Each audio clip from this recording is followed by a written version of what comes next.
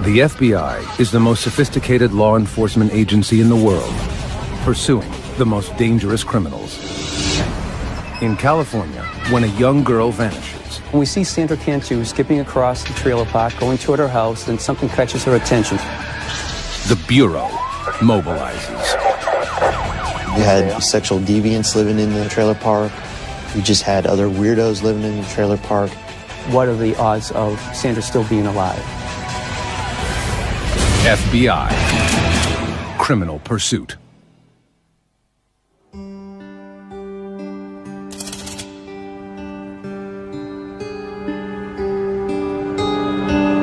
March 27, 2009.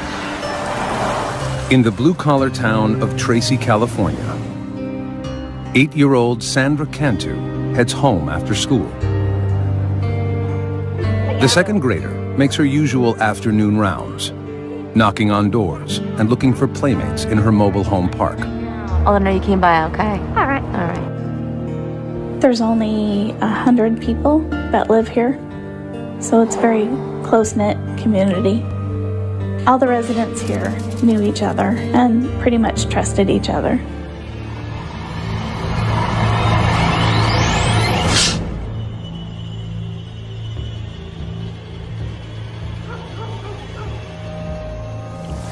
Hours pass, and Sandra doesn't come home for supper. Her mother, Maria, worries.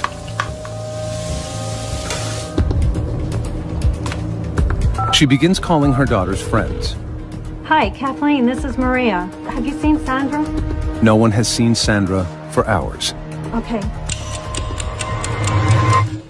Maria always told the kids not to go outside the trailer park, and the kids never did. So when she went looking for her and couldn't find her, she knew something was wrong. Just before 8 p.m., Maria calls the Tracy Police Department. Tracy, please. Well, I have a missing daughter. Okay, how old is she? She's 8. When's the last time you saw her? Oh, it was about 3. She told me she was going over to this one girl to play, and she hasn't been home. And I went looking all over. There's a 72% chance of finding a missing child in the first several hours. After that, every hour that passes, it drops off. It's a statistic Tracy's new police chief, Janet Thiessen, can't stop thinking about. Though she's been with Tracy PD for less than 2 months, the chief is a veteran of law enforcement, and she's afraid for Sandra's life. Statistics tell us if a child has actually been abducted, whether it's a known person or unknown, the likelihood that that child will be murdered is most often going to happen within those first 3 hours. The police get a detailed description of Sandra and what she was wearing. They learn that Sandra lives with her mother, grandparents, and 3 older siblings. Everyone was home that afternoon, but no one saw Sandra playing outside. There was just one witness, a surveillance camera Sandra's grandfather had installed outside the family home to prevent vandalism. The lens captured Sandra's movements at 4 p.m., right before she vanished. Sandra had the little Hello Kitty pink t-shirt on, looked like black leggings. This was the last that we knew she was in the mobile home park. So that was pretty important for us. It really helped us lock down that time frame. Investigators learned that Sandra's divorced parents are undergoing a support payment battle. Could Sandra's father have taken her? Dad had been out of the picture since Sandra was a young girl. We were able to verify that her biological father was not in Tracy at the time that she went missing. Sandra's father is quickly ruled out as a person of interest. Hours have passed since Sandra disappeared, but there is no sign of the little girl. It's the worst thing imaginable. You have this horrible feeling in your gut that something's terribly wrong, and you don't know what it is. Maybe she's lost, facing some hypothermia. We may have a child who's dehydrated, who's very hungry. If she hadn't found shelter somewhere and wasn't someplace safe, then this was not a good situation for her. A mother of two, Chief Thiessen empathizes with the family's growing anxiety. It's just heart-wrenching, and we have a job to do. We have to move forward through it. But I think there's that human side of all of us that we think in the back of our mind, is this going to be that time where it's bad?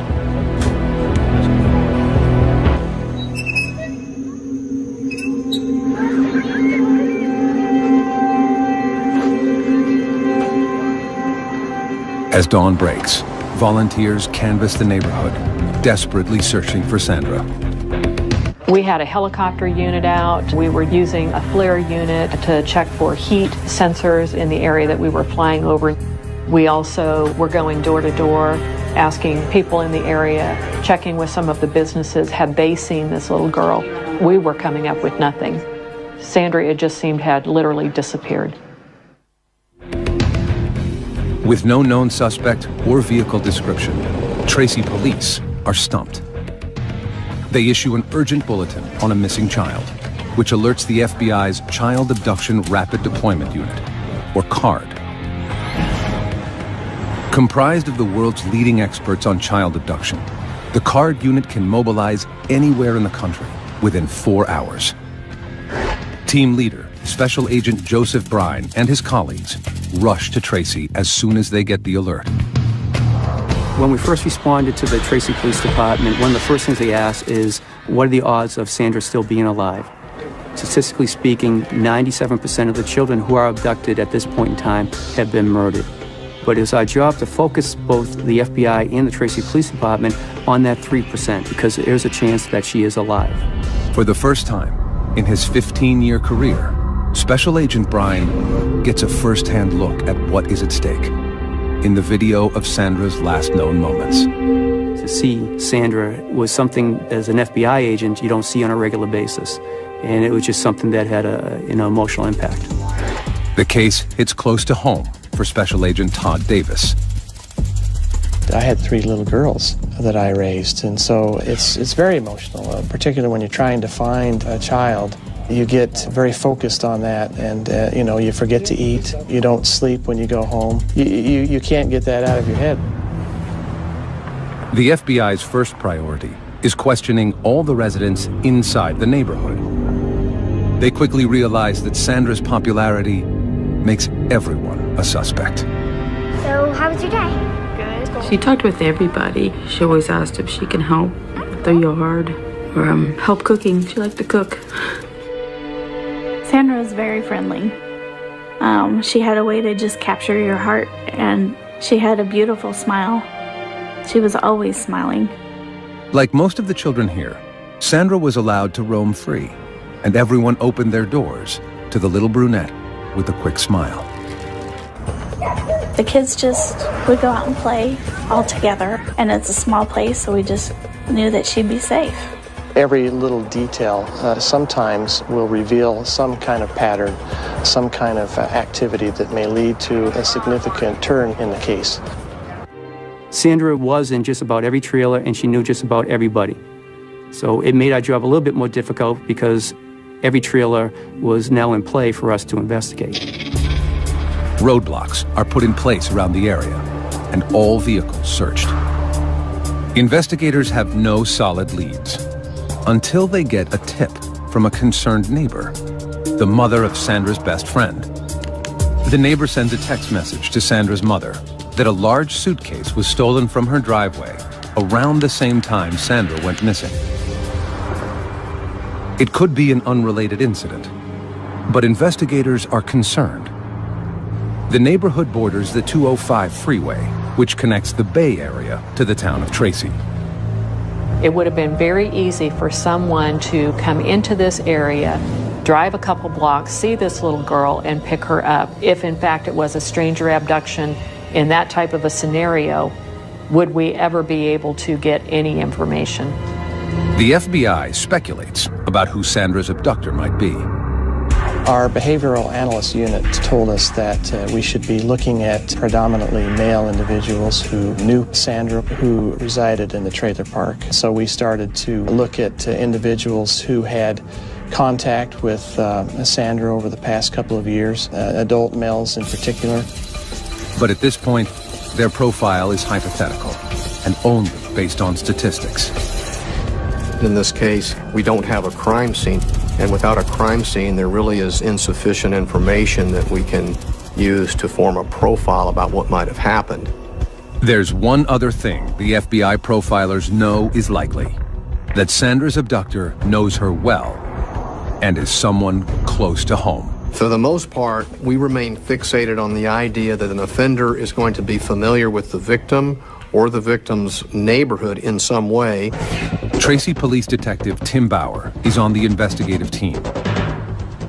He's been to the trailer park on other cases and recognizes Sandra's family. Like everyone else, he can't rest until the girl is found. This is the type of case that you could not think about even when you're not at work. And you want to be here 24 hours a day yourself looking for the child that's missing.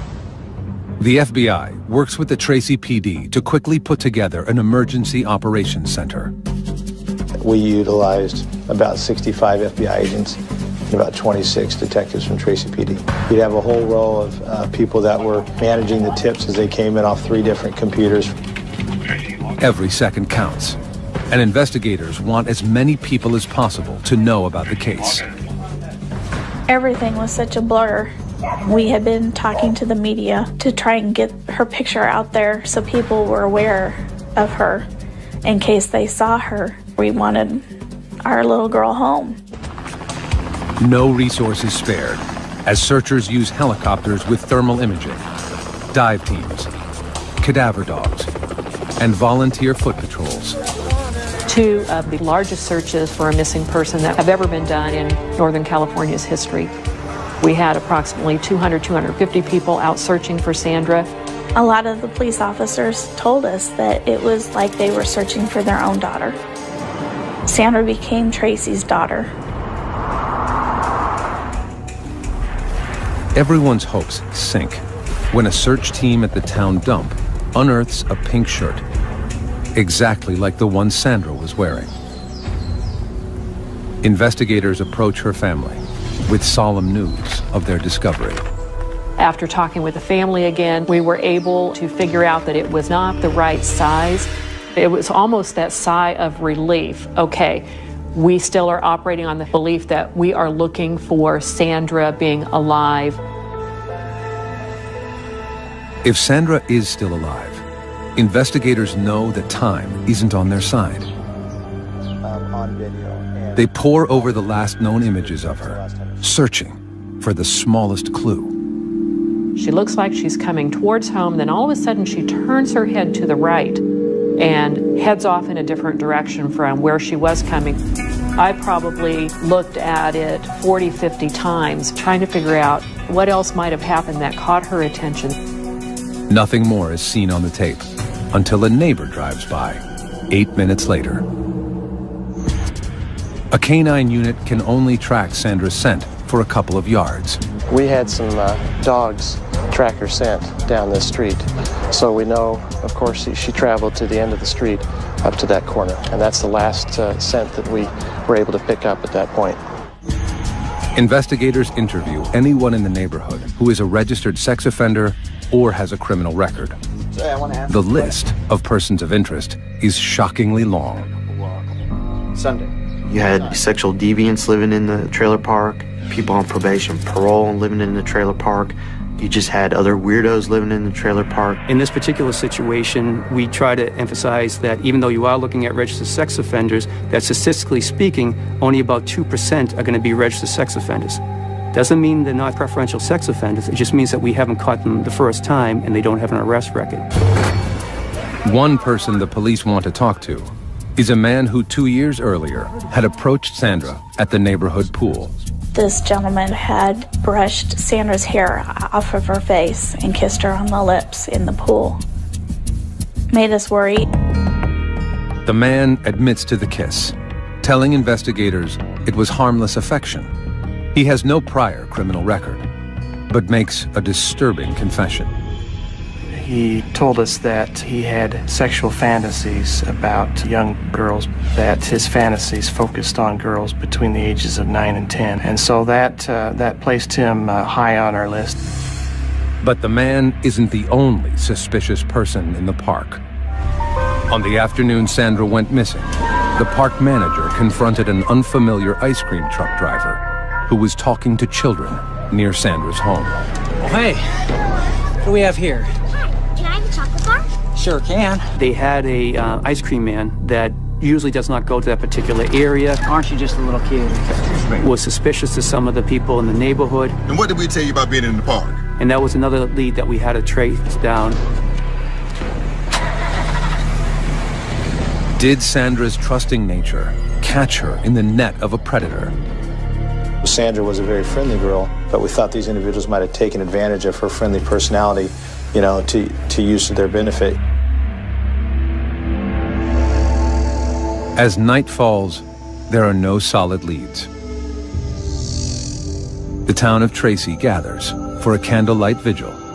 The community showed so much love and support. They left stuffed animals, hundreds and hundreds of stuffed animals they left as a memorial to her. And it was cold.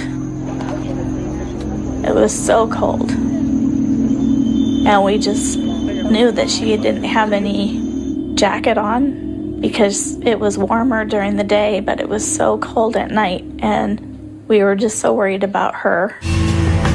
Investigators are there too, lending support and looking for suspects.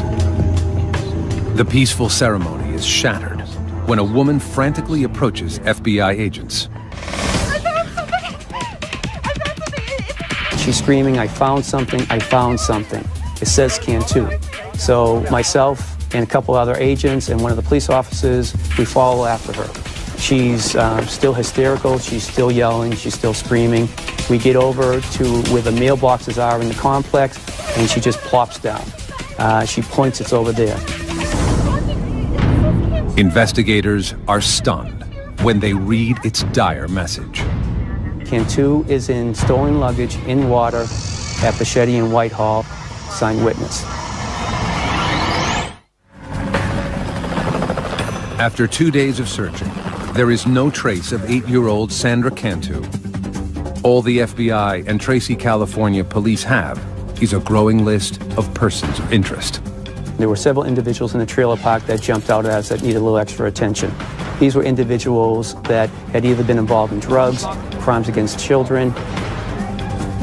Then, a startling lead lands in the lap of investigators.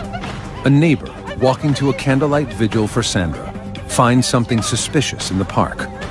I was just walking by and I saw it here on the grass and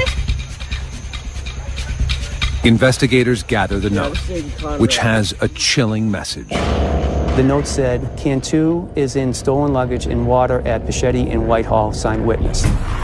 San Joaquin County Deputy District Attorney Thomas Testa is suspicious. And what's so interesting about this note is it almost looks like there are deliberate misspellings. I mean, a very simple word, on, is misspelled. And an FBI expert looked at it and gave an opinion that it looked like someone was camouflaging the writing, hiding their true writing. Is the note true? Or is someone trying to throw the police off track? Investigators can't take that chance. At daybreak, agents immediately order a search of the ponds near the address, 2.5 miles from the trailer park. The intersection borders a river and a dairy farm, and there are several settlement ponds for cattle manure runoff. Investigators aren't sure where to look. In the settling ponds, it makes it extremely difficult to search because of the sewage that had flowed into those settling ponds from the dairy. It makes it impossible for divers to locate anything. Investigators have no idea whether Sandra's body is in the pond. They have a lot of questions and turn to the note's messenger for help. 28-year-old Melissa Huckabee is the same neighbor who reported a suitcase stolen from her driveway the day Sandra went missing. When the agents interviewed Melissa at her trailer, she told them she was especially alarmed when she saw the note referencing that the child had been placed in the suitcase because she said her suitcase was large enough to fit a child in. A friend of the family, Melissa is a single mother raising a 5-year-old in the home of her aging grandparents. Her daughter is Sandra's best friend. Her daughter played with Sandra, and her family was church-going people. Her grandfather was the pastor at the church around the corner. And she was a school teacher there. So as a family, we felt safe having her there. But the agents are suspicious about Melissa's involvement and dig further. Why she was not statistically, the person that we profile for this type of investigation, the fact that she had injected herself into this investigation, the fact that her story was not very credible was a concern for us. Melissa has a partial alibi. At the time Sandra disappeared, Melissa was alone at her grandfather's church decorating her Sunday school room. Phone records prove she placed a call from the church to the trailer park manager around the time Sandra went missing. Even so, agents search Melissa's car. We found a blue self-sticking note, and when we retrieved that note and looked at it more carefully, we noticed that there was some scribbled handwriting. Closer inspection of the note reveals something suspicious. And our evidence response team was able to isolate the scribbled writing on top and adjust the color and contrast and shading. Underneath the handwriting were 3 words: Bachetti, Whitehall, and water. The address is the same as the one written on the note Melissa supposedly found. Is she the author of the ominous message? In Melissa's messy bedroom, agents find a notebook hidden below the nightstand. It is the same type of paper as the note, and a page is missing. It also contained on it some indented writing that we held up to an alternate light source, and our evidence response team was able to discern a couple of letters that exactly matched letters found on the anonymous note. Investigators are now certain that Melissa wrote the mysterious note. But why? Is this an attention seeker who somehow wants their 15 minutes of fame, or is it a situation where this person is trying to find out what do the police know and how close are they getting to me? In spite of the questions surrounding her, Melissa cooperates with police, offering valuable information about yet another suspicious neighbor. Yeah, the guy right there, he's really creepy. Every so often, Sandra would go to the man's home and play games or hang out. Do you have a deed? And he's been linked to an alarming incident with another little girl in the trailer park. That's for you. A 7-year-old child had been drugged, and he had assisted the child's mother in taking the child to the hospital. And when the police arrived at the hospital, he exited abruptly. That was an indication to us that maybe there was something that he was hiding.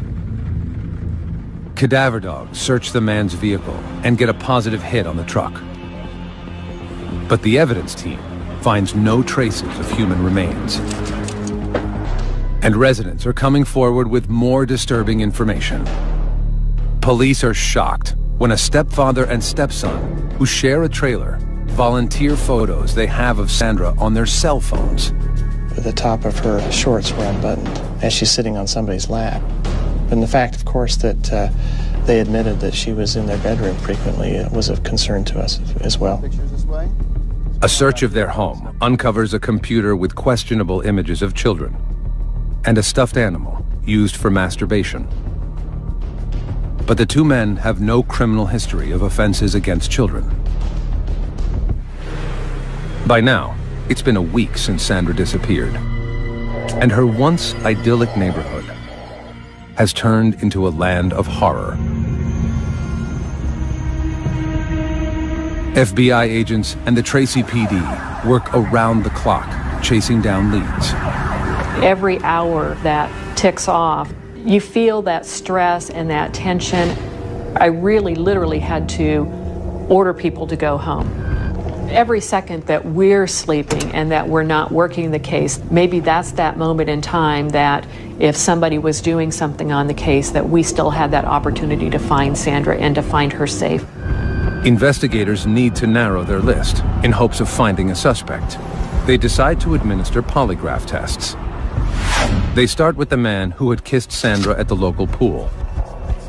He passes. His alibi also pans out. He is not charged. The suspicious neighbor also passes a polygraph test, but has no solid alibi for the block of time. Investigators learn he is a close friend of the man who kissed Sandra. Could the two have worked together? The stepfather and stepson, who were found with questionable photos of children, are also given polygraphs.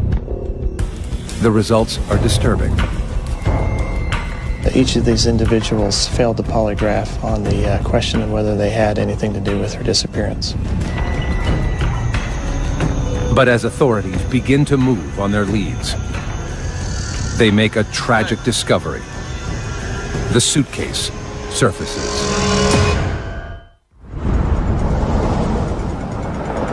It's been 11 days since 8-year-old Sandra Cantu vanished from her trailer park in Tracy, California.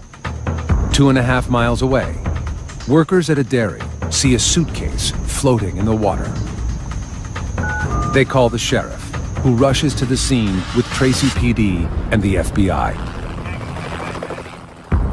Is she in there? We wanted to know, but at the same time, we didn't want to open at the scene, obviously, because we want to protect the integrity of what's inside. Hairs and fibers, other pieces of evidence that can link us to who did this, if this is actually Sandra in the suitcase. The suitcase does not have any identifying marks, but the zippers are tied together with a thin white string. Standing knee-deep in sewage, the evidence team lifts the suitcase and places it in a body bag. Immediately, the one thing you noticed was the weight of the suitcase. There was definitely something inside the suitcase. As we start to carry the body bag out, all of a sudden you could smell the smell of death. Investigators deliver the bag to the San Joaquin County Medical Examiner. He carefully cuts the white cord on the zipper and opens the case. Inside is a young girl, curled into the fetal position. Dental records and her clothing confirm what investigators don't want to hear. It is Sandra Cantu. It's devastating. You know, we lived up to this moment that she's still alive. We gotta find her. She's still alive. We can find her. We can find her. And then at this point, we can't. The only thing we can do to help her now is by finding out who did this. Sandra's body is fully clothed, in the same outfit she was wearing when she disappeared. Toxicology reports reveal she was drugged with benzodiazepine, a powerful sedative.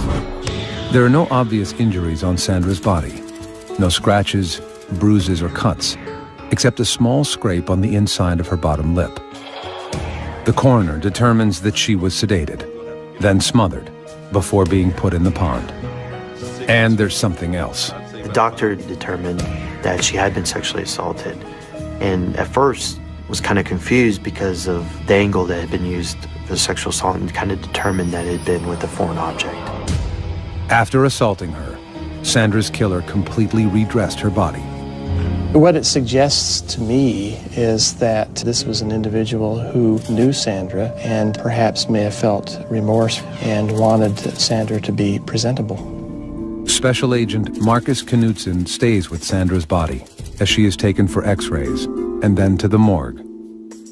Knudsen, himself a father of a young girl, can't bear to leave Sandra alone in the dark again. It hurts because this is a young girl. She had everything going for her. You know, why? Why take the life of a young girl? The case is now officially a murder investigation. But before authorities can begin, Chief Thiessen has the painful task of informing Sandra's family. It's so hard when you see something that's happened to a young child There's no easy way to tell somebody that your child is dead. It's news Sandra's family is not prepared to hear. When they came to tell us that they found Sandra, the most primal screams that you can imagine, and wailing and disbelief, and just not wanting it to be true. To me, she was a beautiful baby.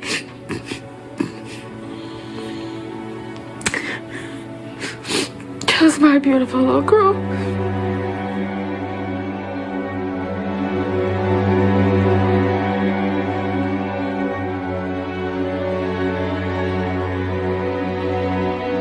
Once I had delivered the messages, I needed to have a few moments just by myself. This was just so highly charged. I had to take a few minutes, and I'm sure that there were a few tears that escaped. And then it's back to take that deep breath and back to the job at hand.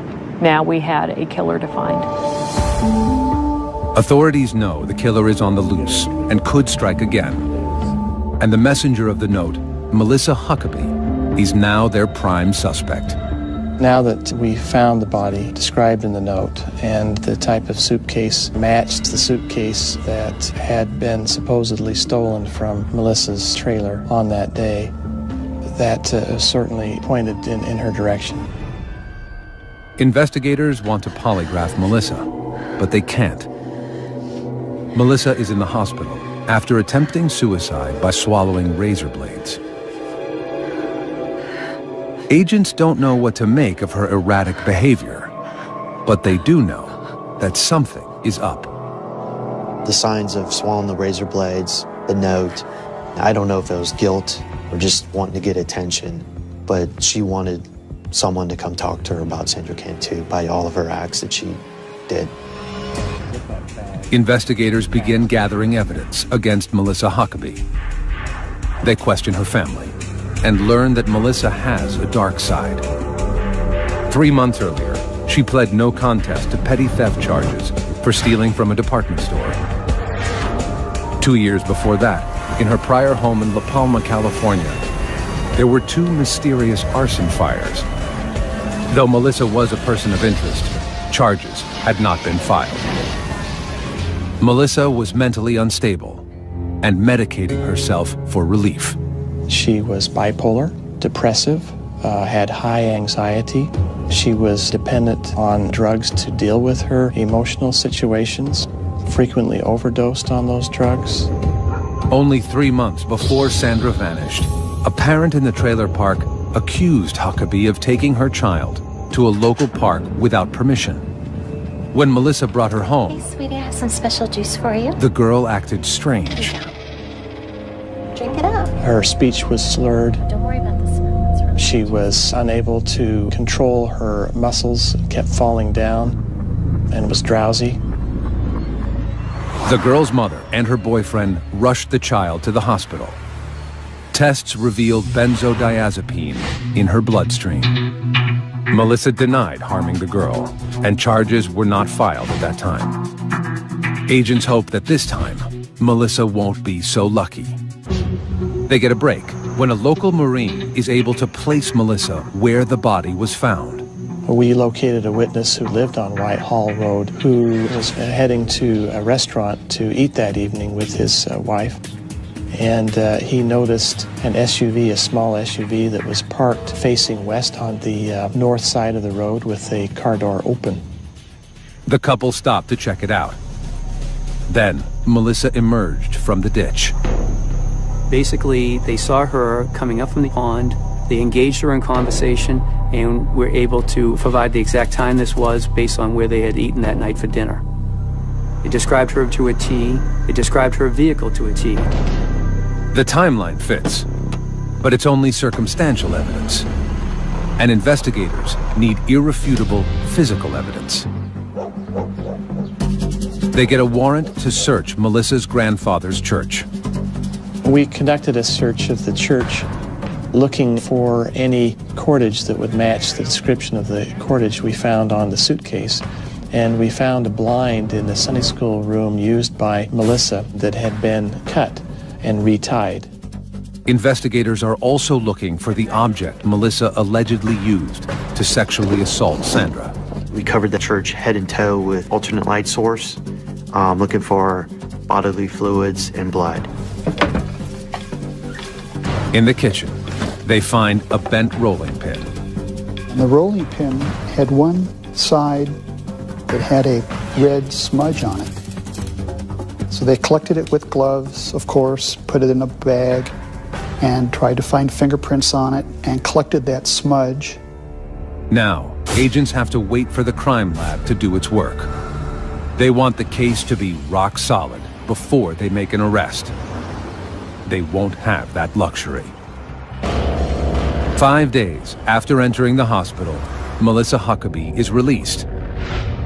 Her daughter and grandparents have left town, and her house is empty. Police wiretap Melissa's phone. The next day, they hear a phone call that stops them in their tracks. She asked for Sandra's sister to come down and play with her daughter. Hey, Maria. Yeah, I was wondering if your daughter could come over and play with mine. Clearly, the concern for the Tracy Police Department and the FBI was that Melissa Huckabee was now asking this girl to come down so she could kill this young girl, just like she had killed Sandra.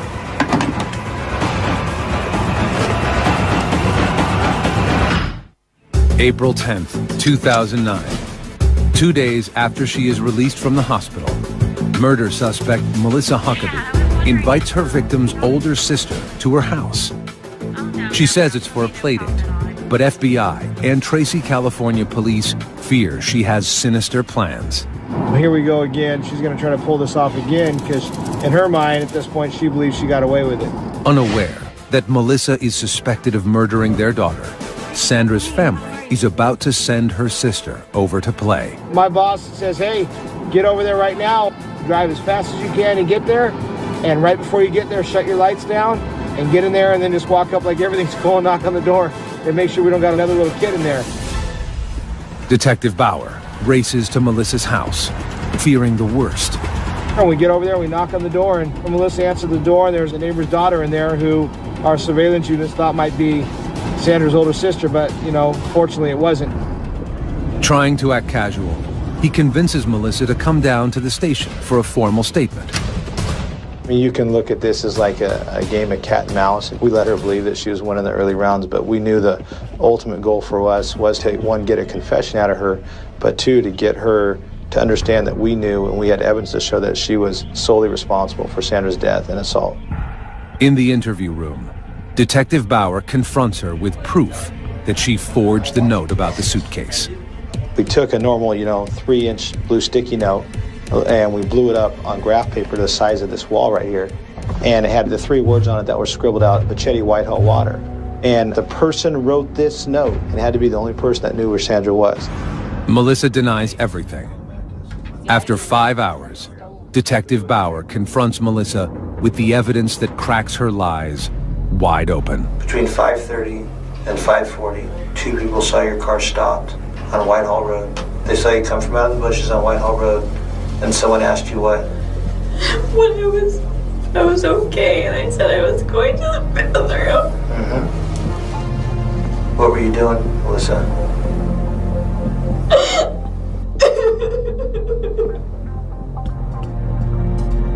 It was an accident. I told you it was an accident. I know it was. Accidents happen. Kill her. You just died.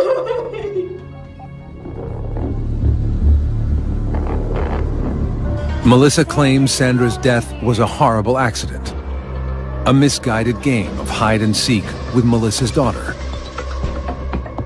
Melissa says she became distracted and forgot about Sandra in the suitcase. She drove to her Sunday school room at the church and began working. I went in the church. I was there. And when I came outside, I looked at my suitcase.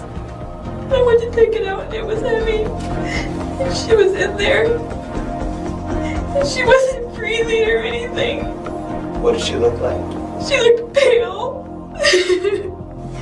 And then I killed her. Huh?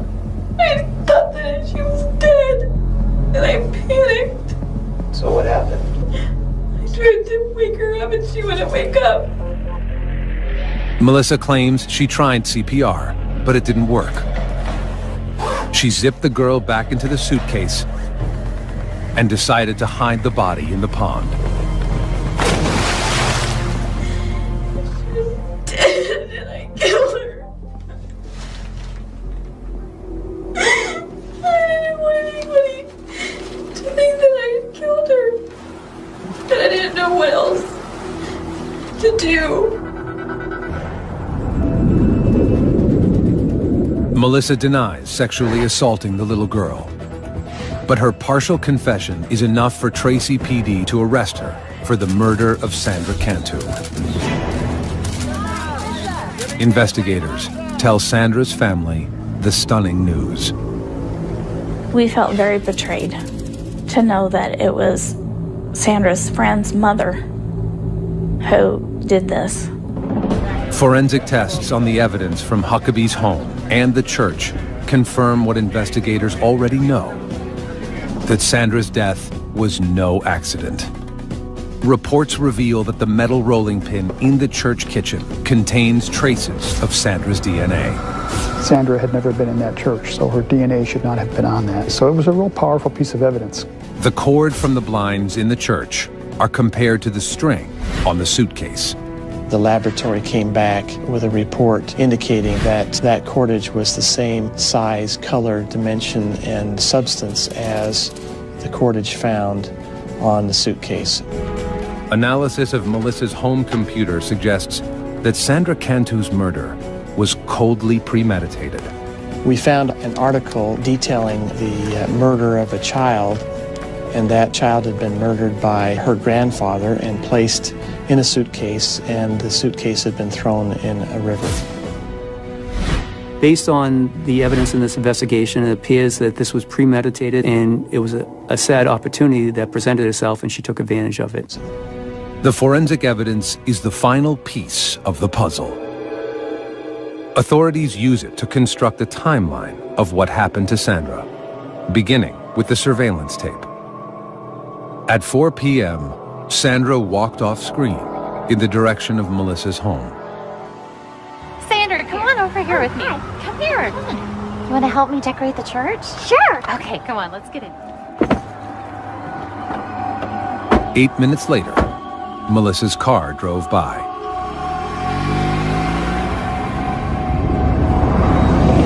After driving Sandra to the church, Melissa gave her a drink laced with benzodiazepine. Almost got it ready. Thanks.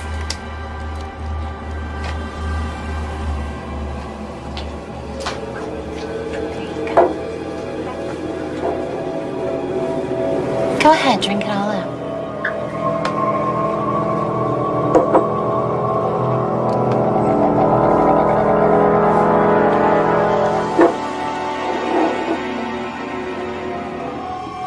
When the girl was unconscious, Melissa made her move. Around 5 p.m., phone records show that Melissa made a call from her grandfather's church to the trailer park manager, reporting her suitcase stolen. She started thinking of needing to cover her tracks by making sure she reports the suitcase that has Sandra's body was stolen. So if the suitcase is found, she could claim, well, someone stole it and someone else must have put the body in it. Then, shortly before 6 p.m., the eyewitness saw Melissa near the pond. Hey, how you doing? What you doing? Sandra Cantu was dead before her mother ever called 911. May 10th, 2010. Faced with overwhelming evidence, Melissa Huckabee takes a plea deal and admits guilt in the kidnapping and murder of Sandra Cantu. All other charges are dropped, including charges of drugging and rape. And I think that's a testament to the strength of the case and to the credit of the detectives and the FBI, is that she probably thought there was no way out. She probably would have been given the death penalty had the case gone to trial. Melissa is now serving life in prison without parole. When asked why she killed Sandra, Huckabee has no answer. She never would tell me why she did it. To this day, she still says, I don't know why I did it. She knows why she did this. and she just won't tell anybody. We don't care. I don't care to know, because it's a sick individual that would do something like this to a child. We view Melissa as a monster. Monster. Female child killers are rare, with less than 10% of murders attributed to women. If a female, as an offender, is engaging in some type of sexual assault on a victim, there might be an emotional aspect that comes into play as well. And we could be talking anger or rage or revenge or some other negative emotional state. Authorities speculate Melissa Huckabee may have killed out of jealousy that Sandra was stealing her own daughter's affections away, or out of a need for attention and praise. I still cannot understand why I did what I did. She created the emergency, and she was going to be the one to solve the emergency, and she would be the hero. She would get all this attention. She'd be the star, and she'd be on these TV shows, and Oprah would come and talk to her. So there is that theory that this was just a cry for attention.